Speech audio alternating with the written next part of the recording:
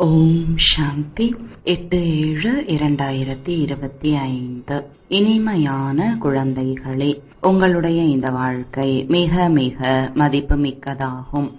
ஏனென்றால் நீங்கள் ஸ்ரீமத் படி உலகத்திற்கு சேவை செய்கிறீர்கள். இந்த நரகத்தை சொர்க்கமாக ஆக்கிவிடுகிறீர்கள். கேள்வி: மகிழ்ச்சி மறைந்து விடுவதற்கான காரணம் மற்றும் அதற்கான நிவாரணம் என்ன? பதில்: தேக அபிமானத்தில் வருவதன் காரணத்தால் மனதில் ஏதாவது சந்தேகம் வந்துவிடுகிறது என்றால் மகிழ்ச்சி மறைந்து விடுகிறது. ஆகையால் பாபா வழி கூறுகிறார். எப்போதும் ஏதாவது சந்தேகம் எழுகிறது என்றால் உடனே பாபாவிடம் கேளுங்கள். ஆத்ம உணர்வில் இருப்பதற்கான பயிற்சி செய்தீர்கள் என்றால் எப்பொழுதும் மகிழ்ச்சியாக இருப்பீர்கள். ஓம் சாந்தி. குழந்தைகளுக்கு எதிரில் உயர்ந்ததிலும் உயர்ந்த பகவான் மற்றும் அவருடைய மகா வாக்கியம் சொல்லப்படுகிறது. நான் உங்களை உயர்ந்ததிலும் உயர்ந்தவர்களாக மாற்றுகிறேன். எனவே குழந்தைகளாகிய உங்களுக்கு எவ்வளவு மகிழ்ச்சி இருக்க வேண்டும்.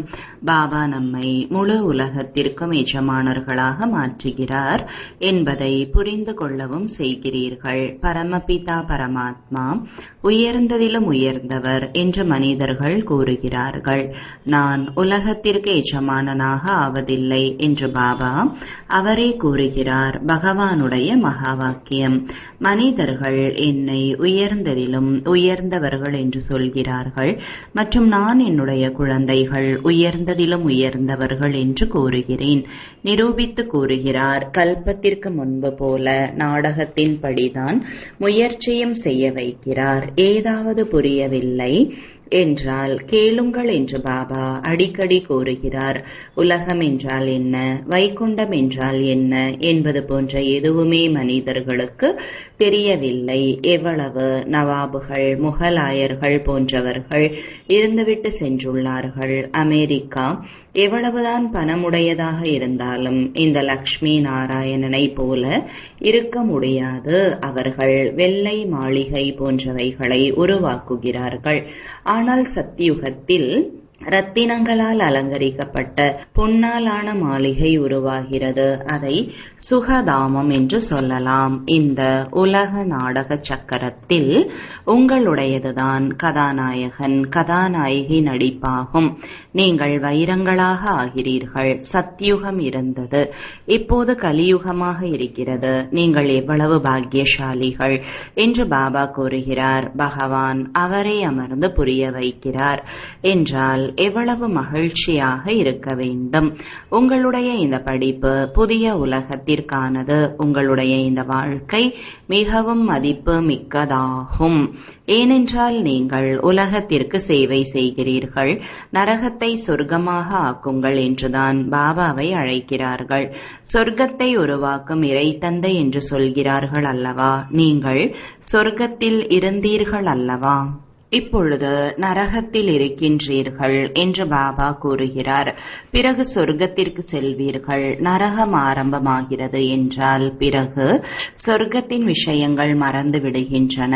இது மீண்டும் நடக்கும். நீங்கள் மீண்டும் சத்தியுகத்தில் இருந்து கலியுகத்திற்கு கண்டிப்பாக வர வேண்டியுள்ளது. மனதில் ஏதாவது சந்தேகம் இருக்கிறது, அதனால் மகிழ்ச்சி இருப்பது இல்லை என்றால் சொல்லுங்கள் என்று பாபா குழந்தைகளுக்கு அடிக்கடி கூறுகிறார். பாபா அமர்ந்து படிப்பிக்கிறார் என்றால் படிக்கவும் வேண்டும் அல்லவா? மகிழ்ச்சி இருப்பது இல்லை. ஏனென்றால் நீங்கள் உடல் உணர்வில் வந்து விடுகிறீர்கள். மகிழ்ச்சி இருக்க வேண்டும்.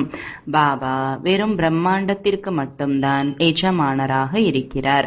நீங்களோ உலகத்திற்கும் எஜமானர்களாக ஆகின்றீர்கள்.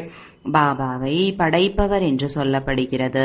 ஆனால் அதற்காக பிரளயம் நடந்து விடுகிறது. பிறகு புதிய உலகத்தை படைக்கிறார் என்று கிடையாது. நான் பழையதை மட்டும்தான் புதியதாக ஆக்குகிறேன் என்று பாபா கூறுகிறார். பழைய உலகத்தை அழிக்க செய்கிறேன். உங்களை புதிய உலகிற்கு எஜமானர்களாக ஆக்குகிறேன். நான் எதையும் செய்வது இல்லை. இது கூட நாடகத்தில் பதிவாகி இருக்கிறது. தூய்மையற்ற உலகத்தில் தான் என்னை அழைக்கிறார்கள். நான் பாரஸ்நாத்தாக மாற்றுகின்றேன். எனவே குழந்தைகள் தாங்களாகவே பாரஸ்புரிக்கு வந்து விடுகிறார்கள். சத்யுகத்திற்கு என்னை ஒரு பொழுதும் அழைப்பதே இல்லை. பாபா, தங்க உலகிற்கு வந்து கொஞ்சம் பார்த்துவிட்டு செல்லுங்கள் என்று எப்போதாவது அழைக்கிறீர்களா என்ன? அழைப்பதே இல்லை.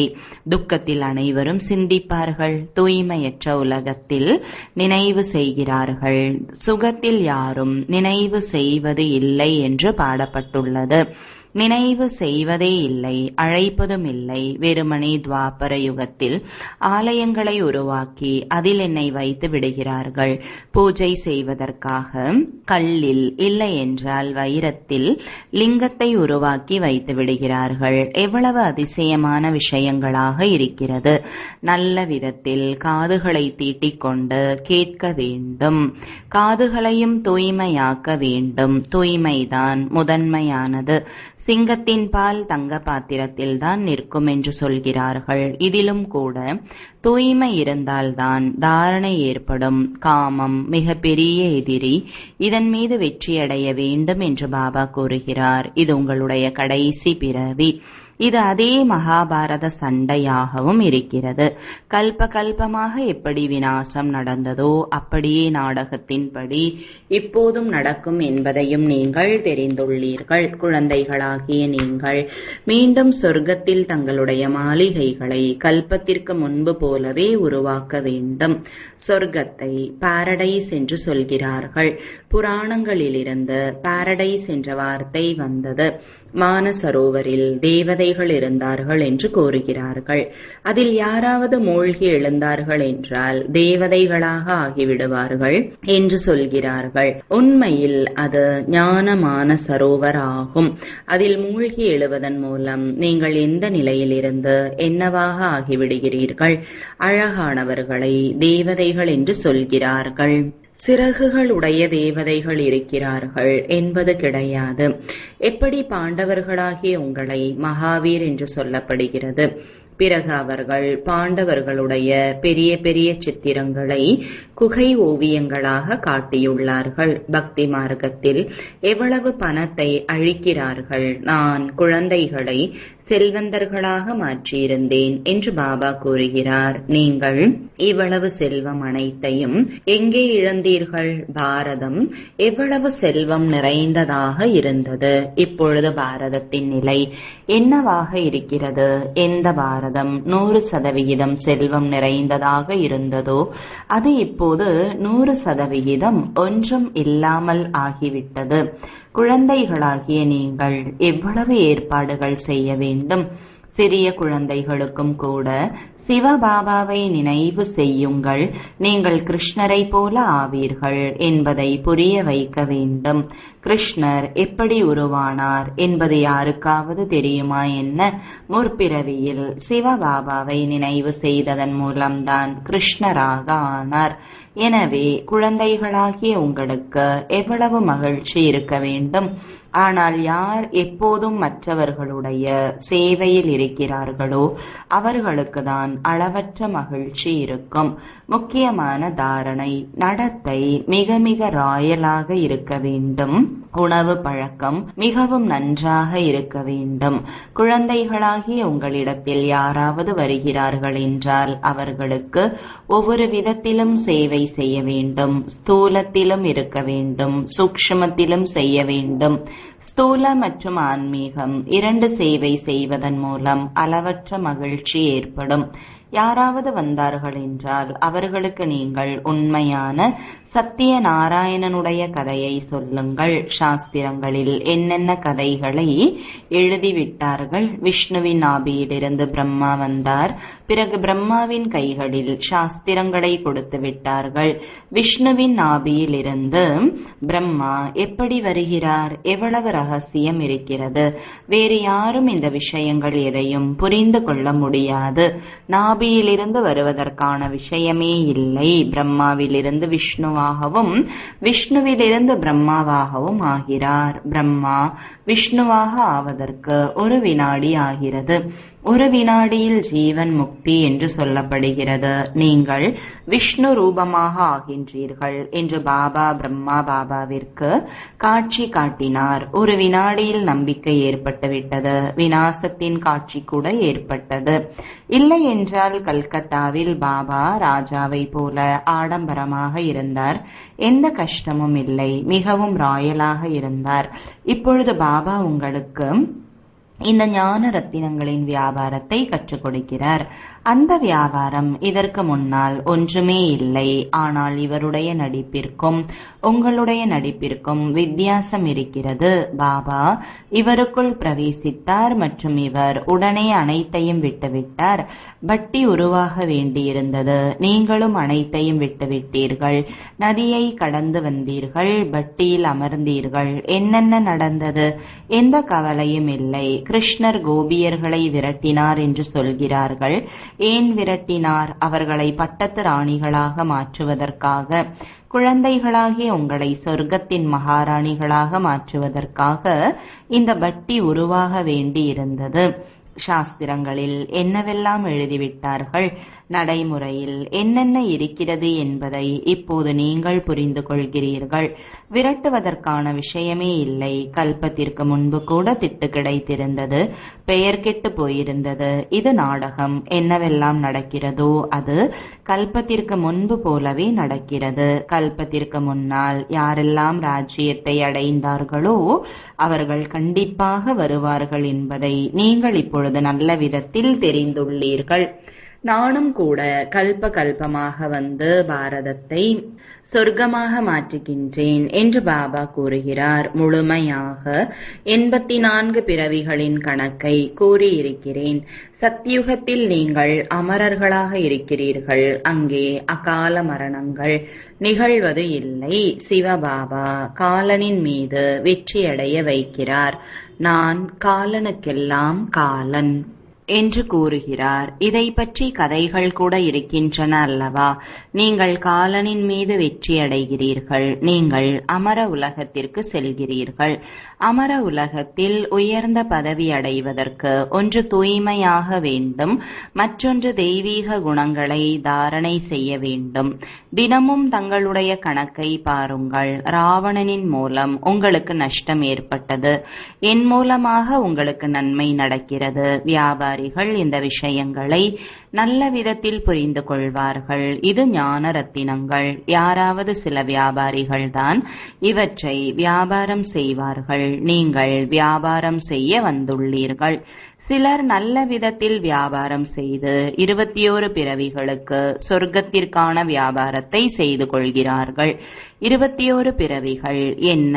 50-60 பிறவிகள் நீங்கள் மிகவும் சுகமுடையவர்களாக இருக்கிறீர்கள். செல்வமிக்கவர்களாக ஆகின்றீர்கள். தேவதைகளின் கால்களில் தாமரை காட்டுகிறார்கள். அதன் பொருளை புரிந்து கொள்கிறார்களா என்ன? நீங்கள் இப்பொழுது செல்வமிக்கவர்களாக ஆகிறீர்கள். எனவே உங்களுக்கு எவ்வளவு மகிழ்ச்சி இருக்க வேண்டும். நான் எவ்வளவு சாதாரணமாக இருக்கிறேன் என்று தந்தை கூறுகிறார். குழந்தைகளாகிய உங்களை சொர்க்கத்திற்கு அழைத்து செல்ல வந்துள்ளேன். ஹே தூய்மையற்றவர்களை தூய்மையாக்க கூடியவரே, வாருங்கள், வந்து தூய்மையாக்குங்கள் என்று அழைக்கிறீர்கள். சுகதாமத்தில்தான் தூய்மையாக இருக்கிறார்கள். சாந்தி தாமத்தின் வரலாறு புவியியல் எதுவும் இருக்க முடியாது. அது ஆத்மாக்களின் மரமாகும். சூக்ஷ்மவதனத்தின் விஷயம் எதுவும் இல்லை. மீதி இந்த சிருஷ்டி சக்கரம் எப்படி சுழல்கிறது என்பதை நீங்கள் தெரிந்து கொண்டீர்கள். சத்தியுகத்தில் லக்ஷ்மி நாராயணனுடைய ராஜ்யம் இருந்தது. ஒரு லக்ஷ்மி நாராயணன் மட்டும்தான் ராஜ்யம் செய்கிறார்கள் என்று கிடையாது. ராஜ்யம் வளர்கிறது அல்லவா? பிறகு துவாபர யுகத்தில் அவர்களேதான் பூஜிக்கத்தக்க நிலையிலிருந்து பூஜாரியாக ஆகிறார்கள். மனிதர்கள் பரமாத்மாவை நீங்களேதான் பூஜிக்கத்தக்கவர், நீங்களேதான் பூஜாரி என்று சொல்லிவிட்டார்கள். பரமாத்மாவை எங்கும் நிறைந்தவர் என்று சொல்லிவிடுவதை போலாகும். இந்த விஷயங்களை நீங்கள் புரிந்து கொள்கிறீர்கள். அரை கல்பமாக உயர்ந்ததிலும் உயர்ந்தவர் பகவான் என்று நீங்கள் பாடி வந்தீர்கள். இப்பொழுது பகவானுடைய மகா வாக்கியம், உயர்ந்ததிலும் உயர்ந்தவர்கள் குழந்தைகளாகிய நீங்கள். எனவே அவ்வாறு ஆக்கக்கூடிய தந்தையின் வழிப்படி நடக்க வேண்டும். குடும்ப விவகாரங்களை பராமரிக்க வேண்டும். மதுவனத்திலேயே அனைவரும் இருக்க முடியாது. அனைவரும் தங்க ஆரம்பித்து விட்டால் எவ்வளவு பெரிய கட்டிடம் கட்ட வேண்டி இருக்கும். கீழிருந்து மேலே எவ்வளவு நீண்ட வரிசை தரிசிக்க வந்துவிடும் என்பதை ஒரு நாள் நீங்கள் பார்ப்பீர்கள். இங்குள்ள மகாத்மாவை தரிசிக்க வேண்டும் என்று நினைக்கிறார்கள். யாருக்காவது தரிசனம் கிடைக்கவில்லை என்றால் திட்டவும் ஆரம்பித்து விடுகிறார்கள். இப்பொழுது பாபா குழந்தைகளினுடையவராக இருக்கிறார்.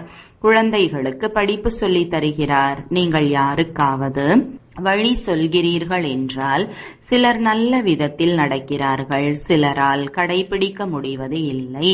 எவ்வளவு பேர் கேட்கிறார்கள், பிறகு வெளியில் சென்றார்கள் என்றால் அங்கே இருக்கும் சூழ்நிலையில் இருந்து விடுகிறார்கள். அந்த மகிழ்ச்சி இருப்பது இல்லை, படிப்பு இல்லை, நினைவில் இருப்பது இல்லை. சார்ட் வையுங்கள் என்று பாபா புரிய வைக்கிறார். இல்லை என்றால் அதிகம் வருத்தப்பட வேண்டியிருக்கும். நாம் எந்த அளவிற்கு பாபாவை நினைவு செய்கிறோம் என்று சார்ட்டை பார்க்க வேண்டும். பாரதத்தின் பழமையான யோகத்திற்கு அதிக புகழ் இருக்கிறது. எனவே எந்த ஒரு விஷயமாவது புரியவில்லை என்றால் பாபாவிடம் கேளுங்கள் என்று பாபா கூறுகிறார். முன்பு நீங்கள் எதையும் தெரிந்திருக்கவில்லை. இது முட்கள் நிறைந்த காடு. காமம் மிக பெரிய எதிரி. இது கீதையின் வார்த்தை. கீதையை படித்தார்கள், ஆனால் பொருளை புரிந்து கொள்ளவில்லை. பாபா ஆயுள் முழுவதும் கீதையை படித்தார். கீதையின் மகத்துவம் மிக நன்றாக இருக்கிறது என்று புரிந்து கொண்டார். பக்தி மார்க்கத்தில் கீதைக்கு எவ்வளவு மதிப்பிருக்கிறது. கீதை பெரியதாகவும் மற்றும் சிறியதாகவும் இருக்கிறது. கிருஷ்ணர் போன்ற தேவதைகளுடைய சித்திரம் ஒரு பைசாவிற்கு கூட கிடைத்துக் கொண்டிருக்கிறது. அதே சித்திரங்களுடைய பெரிய பெரிய ஆலயங்களை உருவாக்குகிறார்கள். நீங்கள் வெற்றி மாலையின் மணியாக ஆக வேண்டும் என்று பாபா புரிய வைக்கிறார். இப்படிப்பட்ட இனிமையிலும் இனிமையான பாபாவை அப்பா என்று கூறுகிறார்கள். சொர்க்கத்தின் ராஜ்யத்தை கொடுக்கிறார் என்று புரிந்து கொள்கிறார்கள். பிறகு கேட்கிறார்கள், மற்றவர்களுக்கு கூறுகிறார்கள், ஐயோ, மாயை கைவிட செய்து விடுகிறது. தந்தை என்று சொன்னீர்கள் என்றால் அப்பா என்றால் அப்பாதான். பக்தி மார்க்கத்தில் கூட பதிகளுக்கெல்லாம் பதி, குருவுக்கெல்லாம் குரு ஒருவர்தான் என்று பாடப்படுகிறது. அவர் நம்முடைய தந்தையாக உள்ளார். ஞானக்கடலாக தூய்மையற்றவர்களை தூய்மையாக்க கூடியவராக உள்ளார். பாபா நாங்கள் கல்ப கல்பமாக தங்களிடமிருந்து ஆஸ்தியை அடைந்து வந்துள்ளோம், கல்ப கல்பமாக சந்தித்துள்ளோம் என்று குழந்தைகள் கூறுகிறார்கள். எல்லையற்ற தந்தையாகிய தங்களிடமிருந்து எங்களுக்கு கண்டிப்பாக எல்லையற்ற ஆஸ்தி கிடைக்கும். முக்கியமானது அல்லாஹ் என்பதாகும். அதில் ஆஸ்தி நிறைந்துள்ளது. அப்பா என்றாலே ஆஸ்தி. அது எல்லைக்குட்பட்டது, இது எல்லையற்றது. எல்லைக்கு உட்பட்ட தந்தை அநேகர் இருக்கிறார்கள். எல்லைக்கு அப்பாற்பட்ட தந்தை ஒரே ஒருவராவார். நல்லது. இனிமையிலும் இனிமையான 5000 ஆண்டுகளுக்கு பிறகு மீண்டும் வந்து சந்திக்கக்கூடிய குழந்தைகளுக்கு பாப் தாதாவின் அன்பு நினைவுகளும் வணக்கங்களும். ஆன்மீக தந்தைக்கு ஆன்மீக குழந்தைகளின் அன்பு நினைவுகளும் வணக்கங்களும். தாரணைக்கான முக்கிய சாரம். முதலாவது, ஸ்தூல மற்றும் சூட்சும சேவை செய்து அளவற்ற மகிழ்ச்சியை அனுபவம் செய்ய வேண்டும், செய்விக்க வேண்டும். நடத்தை மற்றும் உணவு பழக்கத்தில் மிகுந்த ராயல்டி தேவை. இரண்டாவது, அமர உலகத்தில் உயர்ந்த பதவியை அடைவதற்கு தூய்மையாவதன் கூடவே தெய்வீக குணத்தை கடைபிடிக்க வேண்டும். நாம் பாபாவை எவ்வளவு நேரம் நினைவு செய்கிறோம் என்ற கணக்கை பார்க்க வேண்டும். அழிவற்ற ஞான ரத்தினங்களின் வருமானத்தை சேமித்துக் கொண்டிருக்கிறோமா? தாரணையாவதற்கு காதுகள் தூய்மையாக ஆகியுள்ளதா? வரதானம். சேவை செய்து கொண்டிருக்கும் போதும் நினைவில் அனுபவங்களின் பந்தயத்தில் முன்னேறிச் செல்லக்கூடிய எப்பொழுதும் மூழ்கியிருக்கும் ஆத்மா ஆவீர்களாக. விளக்கம்: நினைவில் இருக்கிறீர்கள், ஆனால் நினைவு மூலமாக ஏற்படும் பிராப்திகளின் அனுபவங்களில் முன்னேறிக் கொண்டே செல்லுங்கள். இதற்காக இப்பொழுது விசேஷமாக நேரம் மற்றும் கவனத்தை செலுத்துங்கள். அப்பொழுது இவர் அனுபவங்களின் கடலில் மூழ்கியிருக்கும் ஆத்மா ஆவார் என்பது தெரிய வரட்டும்.